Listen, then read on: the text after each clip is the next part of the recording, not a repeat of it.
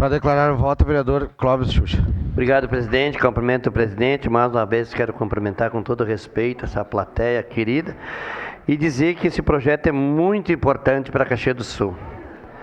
Caxias do Sul está passando por uma invasão de pessoas que estão vindo, imigrantes que vêm buscar as suas moradias aqui em Caxias do Sul.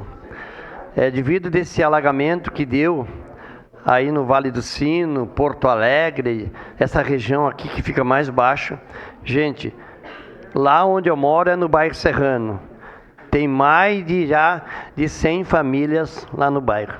E estão morando assim, pagando aluguel naqueles porão. E esse projeto que vem tratar assunto da habitação é muito importante.